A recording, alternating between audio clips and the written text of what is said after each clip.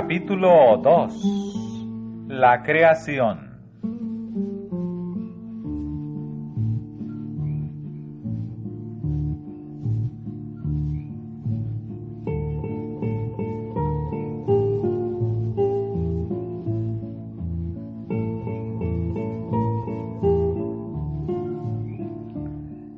Por la palabra de Jehová fueron hechos los cielos, y todo el ejército de ellos por el espíritu de su boca.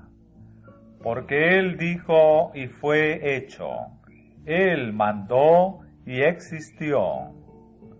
Él fundó la tierra sobre sus basas, no será jamás removida.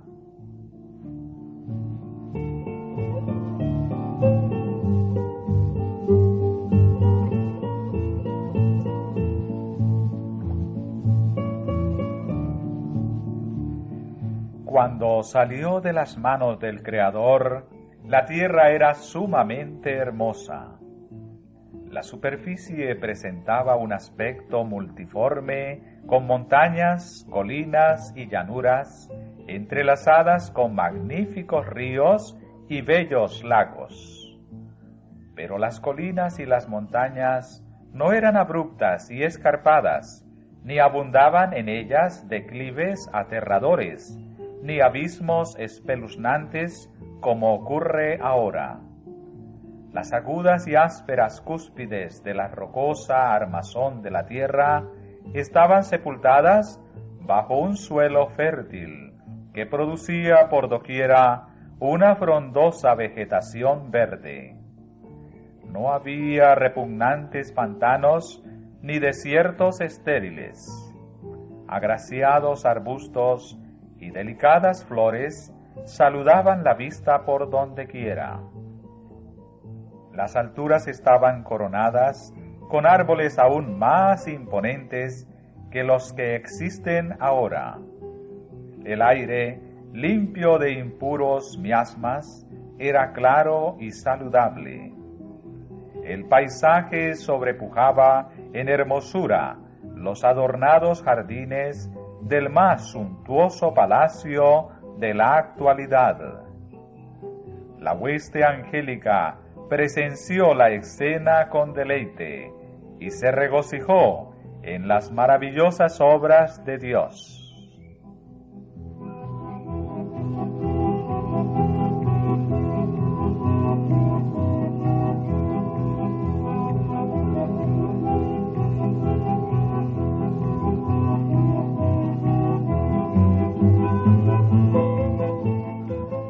Una vez creada la tierra con su abundante vida vegetal y animal, fue introducido en el escenario el hombre, corona de la creación, para quien la hermosa tierra había sido aparejada. A él se le dio dominio sobre todo lo que sus ojos pudiesen mirar. Pues, dijo Dios, hagamos al hombre a nuestra imagen, conforme a nuestra semejanza, y señoree en toda la tierra. Y crió Dios al hombre a su imagen, varón y hembra los crió.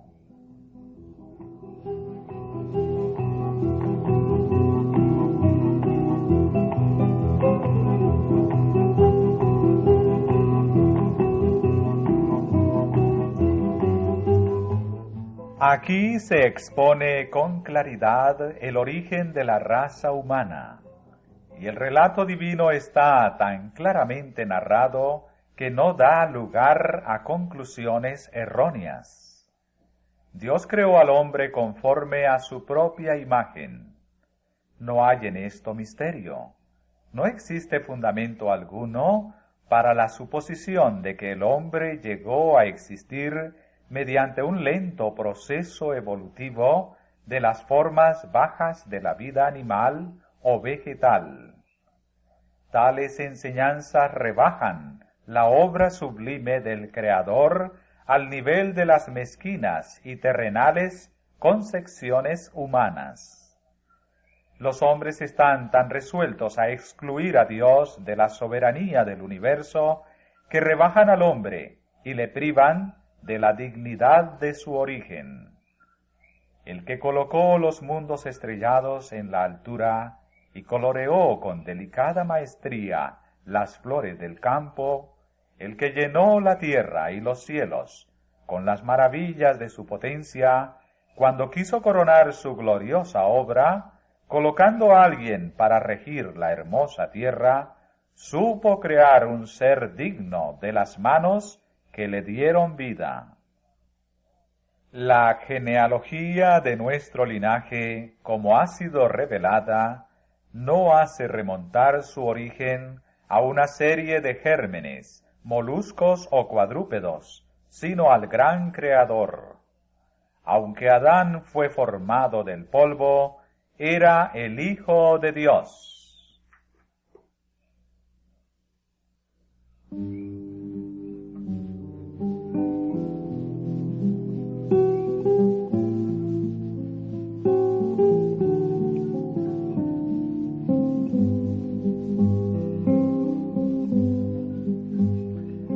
Adán fue colocado como representante de Dios sobre los órdenes de los seres inferiores.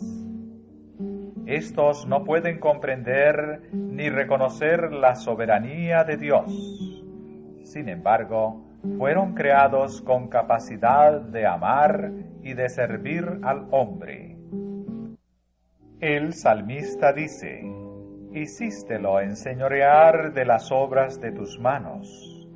Todo lo pusiste debajo de sus pies, asimismo las bestias del campo, las aves de los cielos, todo cuanto pasa por los senderos de la mar».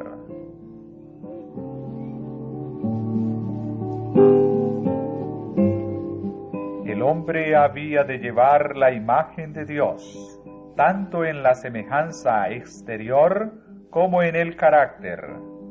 Solo Cristo es la misma imagen del Padre, pero el hombre fue creado a semejanza de Dios. Su naturaleza estaba en armonía con la voluntad de Dios. Su mente era capaz de comprender las cosas divinas.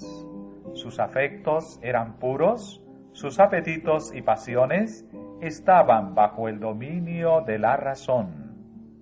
Era santo y se sentía feliz de llevar la imagen de Dios y de mantenerse en perfecta obediencia a la voluntad del Padre.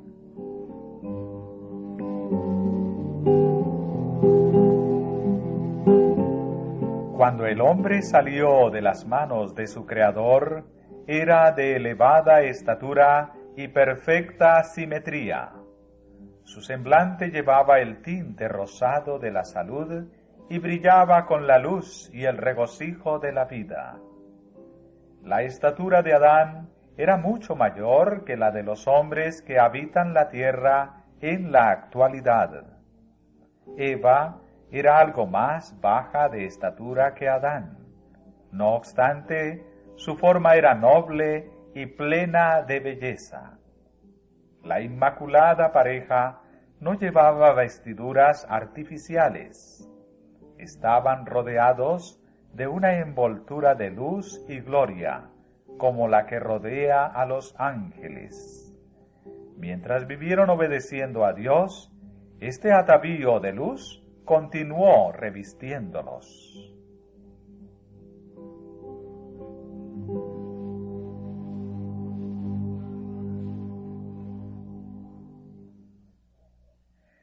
Después de la creación de Adán, toda criatura viviente fue traída ante su presencia para recibir un nombre. Vio que a cada uno se le había dado una compañera, pero entre todos ellos no había ayuda idónea para él. Entre todas las criaturas que Dios había creado en la tierra, no había ninguna igual al hombre. Y dijo Jehová Dios: no es bueno que el hombre esté solo, haréle ayuda idónea para él. El hombre no fue creado para que viviese en la soledad. Había de tener una naturaleza sociable. Sin compañía, las bellas escenas y las encantadoras ocupaciones del Edén no hubiesen podido proporcionarle perfecta felicidad. Aún la comunión con los ángeles no hubiese podido satisfacer su deseo de simpatía y compañía. No existía nadie de la misma naturaleza y forma a quien amar y de quien ser amado.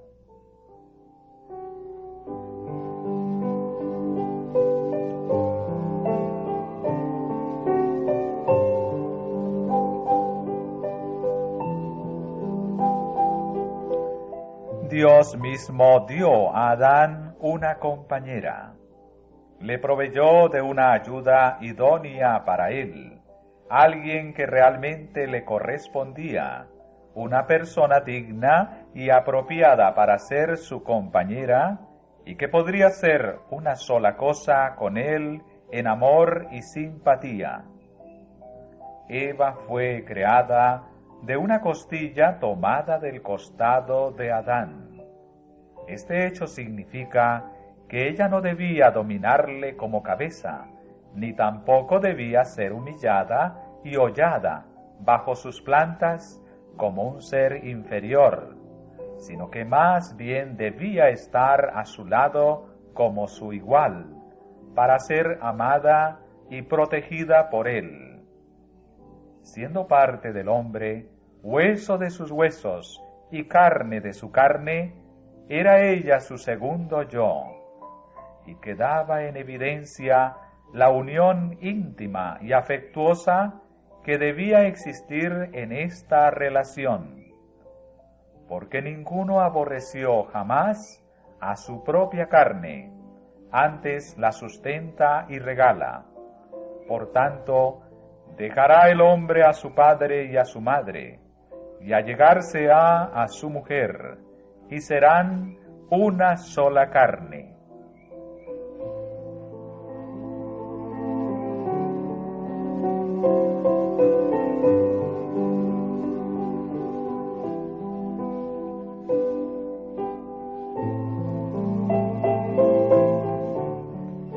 Dios celebró la primera boda, de manera que la institución del matrimonio tiene como su autor al Creador del universo. Honroso es en todos el matrimonio. Fue una de las primeras dádivas de Dios al hombre y es una de las dos instituciones que, después de la caída, llevó a Adán consigo al salir del paraíso. Cuando se reconocen y obedecen los principios divinos en esta materia, el matrimonio es una bendición, salvaguarda la felicidad y la pureza de la raza, satisface las necesidades sociales del hombre y eleva su naturaleza física, intelectual y moral.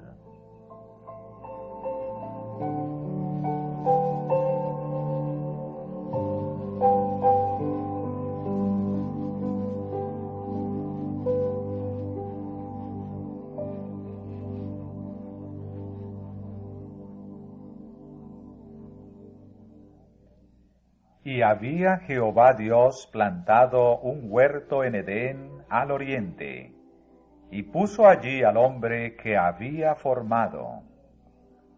Todo lo que hizo Dios tenía la perfección de la belleza, y nada que contribuyese a la felicidad de la santa pareja parecía faltar. Sin embargo, el Creador les dio todavía otra prueba de su amor, preparándoles especialmente un huerto para que fuese su morada. En este huerto había árboles de toda variedad, muchos de ellos cargados de fragantes y deliciosas frutas. Había hermosas plantas trepadoras como vides que presentaban un aspecto agradable y hermoso, con sus ramas inclinadas bajo el peso de tentadora fruta de los más ricos y variados matices. El trabajo de Adán y Eva debía consistir en formar cenadores o albergues con las ramas de las vides, haciendo así su propia morada con árboles vivos cubiertos de follaje y frutos. Había en profusión y prodigalidad fragantes flores de todo matiz. En medio del huerto estaba el árbol de la vida, que aventajaba en gloria y esplendor a todos los demás árboles. Sus frutos parecían manzanas de oro y plata, y tenían el poder de perpetuar la vida.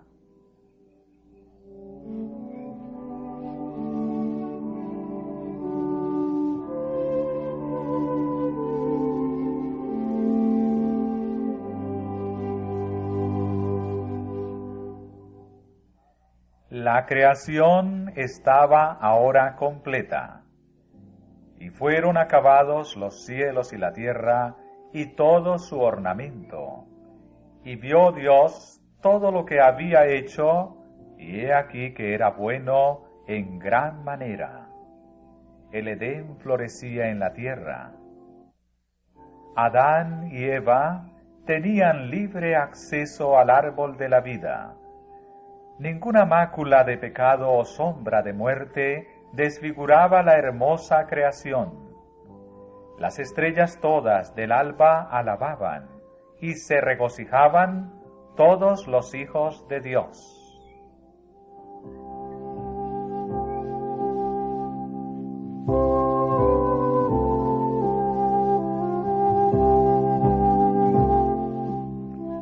El gran Jehová había puesto los fundamentos de la tierra, había vestido a todo el mundo con un manto de belleza, y había colmado el mundo de cosas útiles para el hombre. Había creado todas las maravillas de la tierra y del mar.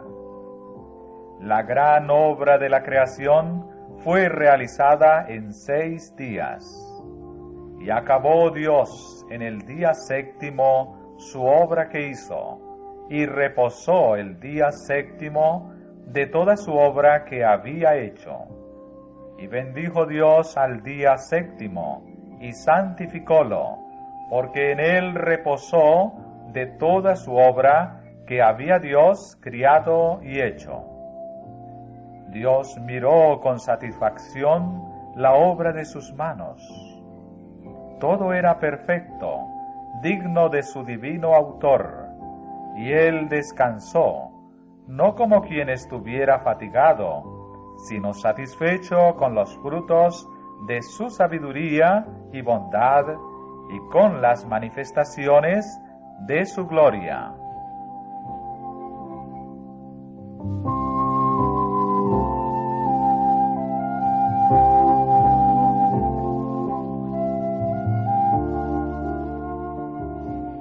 Después de descansar el séptimo día, Dios lo santificó, es decir, lo escogió y apartó como día de descanso para el hombre.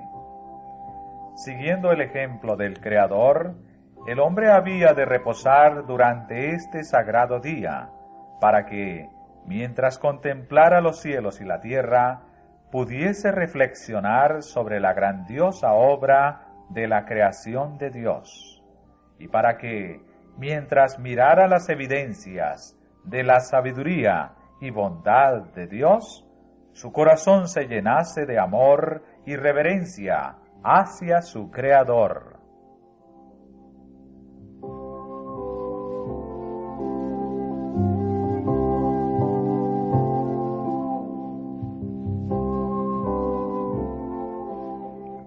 Al bendecir el séptimo día en el Edén, Dios estableció un recordativo de su obra creadora.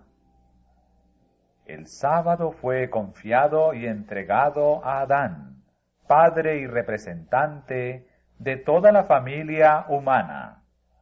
Su observancia había de ser un acto de agradecido reconocimiento de parte de todos los que habitasen la tierra, de que Dios era su creador y su legítimo soberano, de que ellos eran la obra de sus manos y los súbditos de su autoridad.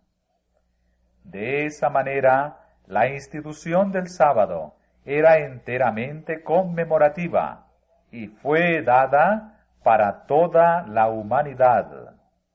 No había nada en ella que fuese oscuro o que limitase su observancia a un solo pueblo.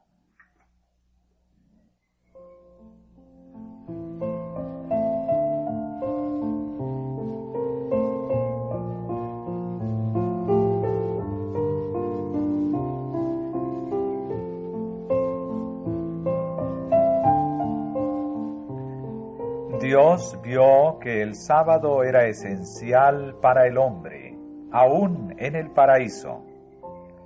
Necesitaba dejar a un lado sus propios intereses y actividades durante un día de cada 7 para poder contemplar más de lleno las obras de Dios y meditar en su poder y bondad.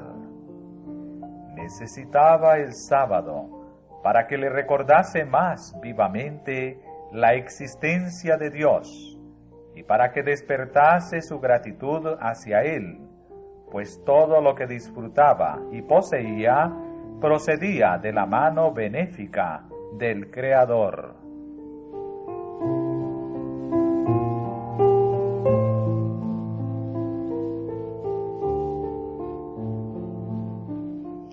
Dios quiere que el sábado dirija la mente de los hombres hacia la contemplación de las obras que Él creó.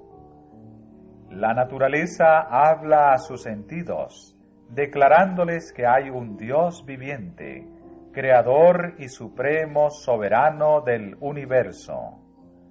Los cielos cuentan la gloria de Dios, y la expansión denuncia la obra de sus manos.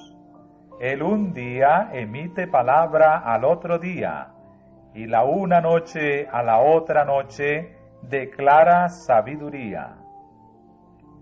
La belleza que cubre la tierra es una demostración del amor de Dios. La podemos contemplar en las colinas eternas, en los corpulentos árboles, en los capullos que se abren y en las delicadas flores.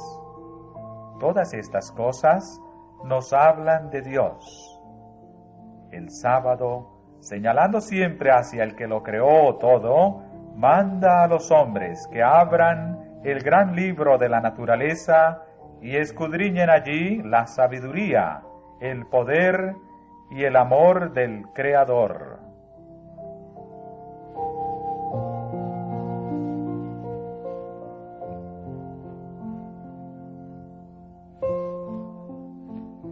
Nuestros primeros padres, a pesar de que fueron creados inocentes y santos, no fueron colocados fuera del alcance del pecado.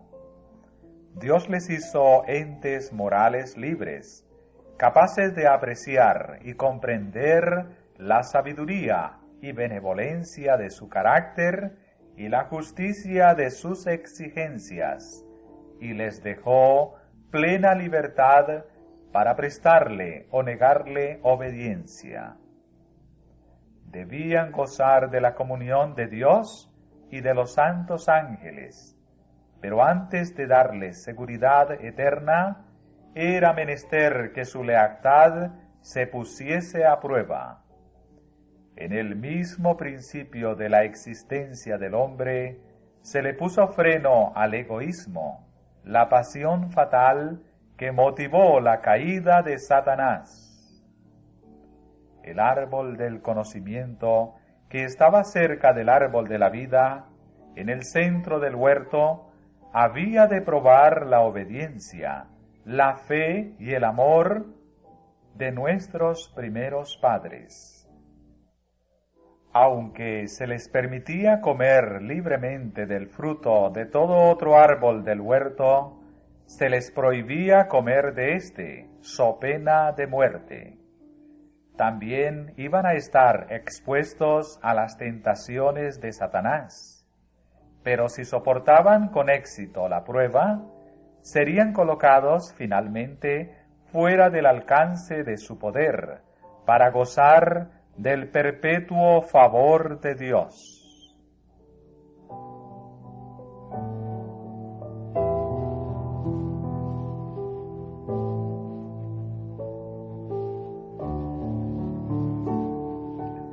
Dios puso al hombre bajo una ley, como condición indispensable para su propia existencia. Era súbdito del gobierno divino, y no puede existir gobierno sin ley.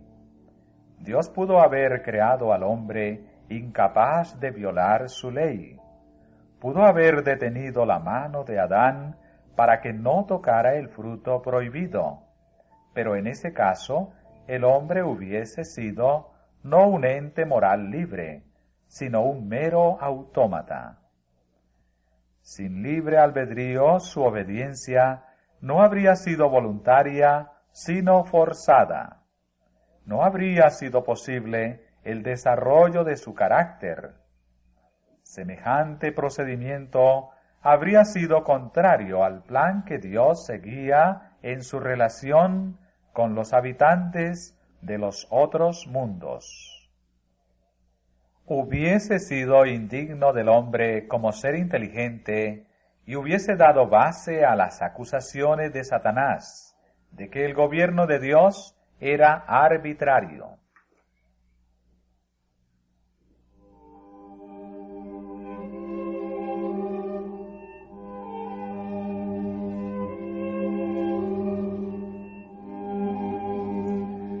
Dios hizo al hombre recto, le dio nobles rasgos de carácter sin inclinación hacia lo malo, le dotó de elevadas cualidades intelectuales y le presentó los más fuertes atractivos posibles para inducirle a ser constante en su lealtad.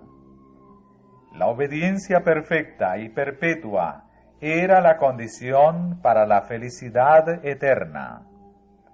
Cumpliendo esta condición, tendría acceso al árbol de la vida.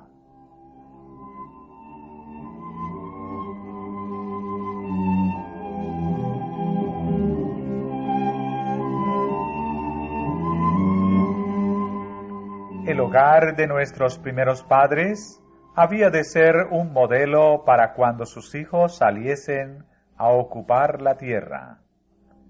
Ese hogar embellecido por la misma mano de Dios no era un suntuoso palacio. Los hombres en su orgullo se deleitan en tener magníficos y costosos edificios y se enorgullecen de las obras de sus propias manos. Pero Dios puso a Adán en un huerto. Esta fue su morada. Los azulados cielos le servían de techo. La tierra, con sus delicadas flores y su alfombra de animado verdor, era su piso. Y las ramas frondosas de los hermosos árboles le servían de dosel. Sus paredes estaban engalanadas con los adornos más esplendorosos, que eran obra de la mano del sumo artista.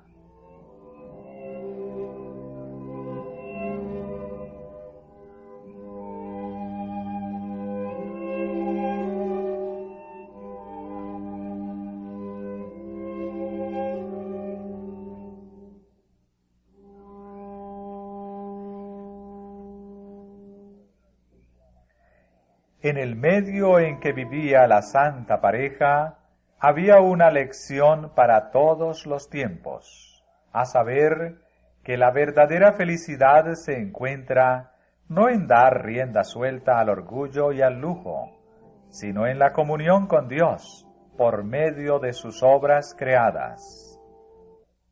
Si los hombres pusiesen menos atención en lo superficial y cultivasen más la sencillez, cumplirían con mayor plenitud los designios que tuvo Dios al crearlos.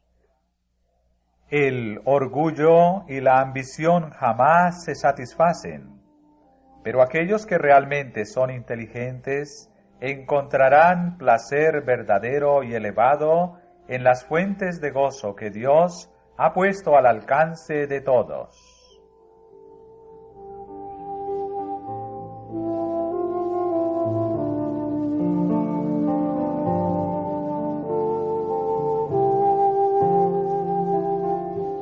A los moradores del Edén se les encomendó el cuidado del huerto para que lo labraran y lo guardasen. Su ocupación no era cansadora, sino agradable y vigorizadora. Dios dio el trabajo como una bendición con que el hombre ocupara su mente, fortaleciera su cuerpo y desarrollara sus facultades. En la actividad mental y física, Adán encontró uno de los placeres más elevados de su santa existencia. Cuando, como resultado de su desobediencia, fue expulsado de su bello hogar, y cuando, para ganarse el pan de cada día, fue forzado a luchar con una tierra obstinada, ese mismo trabajo, aunque muy distinto de su agradable ocupación en el huerto, le sirvió de salvaguardia contra la tentación y como fuente de felicidad.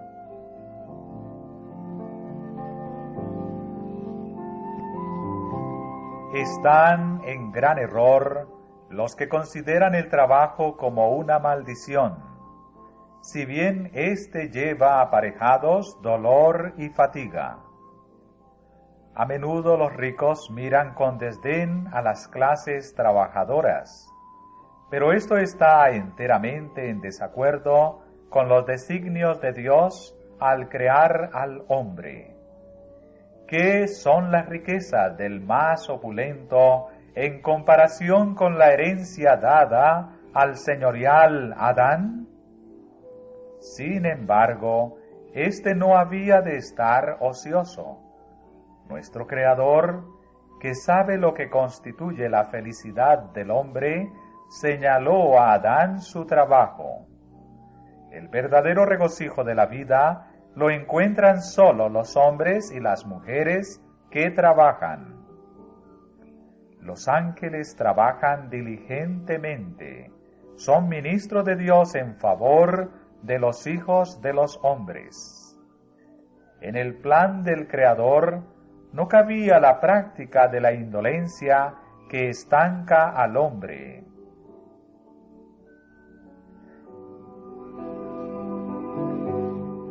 Mientras permaneciesen leales a Dios, Adán y su compañera iban a ser los señores de la tierra. Recibieron dominio ilimitado sobre toda criatura viviente. El león y la oveja triscaban pacíficamente a su alrededor o se echaban junto a sus pies. Los felices pajarillos revoloteaban alrededor de ellos sin temor alguno. Y cuando sus alegres trinos ascendían alabando a su Creador, Adán y Eva se unían a ellos en acción de gracias al Padre y al Hijo. La santa pareja eran no solo hijos bajo el cuidado paternal de Dios, sino también estudiantes que recibían instrucción del omnisciente Creador. Eran visitados por los ángeles y se gozaban en la comunión directa con su Creador, sin ningún velo oscurecedor de por medio. Se sentían pletóricos del vigor que procedía del árbol de la vida y su poder intelectual era apenas un poco menor que el de los ángeles.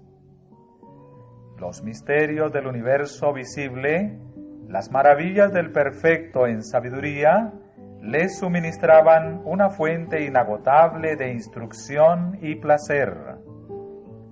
las leyes y los procesos de la naturaleza que han sido objeto del estudio de los hombres durante 6000 años, fueron puestos al alcance de sus mentes por el infinito forjador y sustentador de todo. Se entretenían con las hojas, las flores y los árboles, descubriendo en cada uno de ellos los secretos de su vida. Toda criatura viviente era familiar para Adán, desde el poderoso Leviatán que juega entre las aguas, hasta el más diminuto insecto que flota en el rayo del sol. A cada uno le había dado nombre y conocía su naturaleza y sus costumbres. La gloria de Dios en los cielos, los innumerables mundos en sus ordenados movimientos, las diferencias de las nubes, los misterios de la luz y del sonido, de la noche y el día, todo estaba al alcance de la comprensión de nuestros primeros padres. El nombre de Dios estaba escrito en cada hoja del bosque y en cada piedra de la montaña, en cada brillante estrella, en la tierra, en el aire y en los cielos. El orden y la armonía de la creación les hablaba de una sabiduría y un poder infinitos. Continuamente descubrían algo nuevo que llenaba su corazón del más profundo amor y les arrancaba nuevas expresiones de gratitud.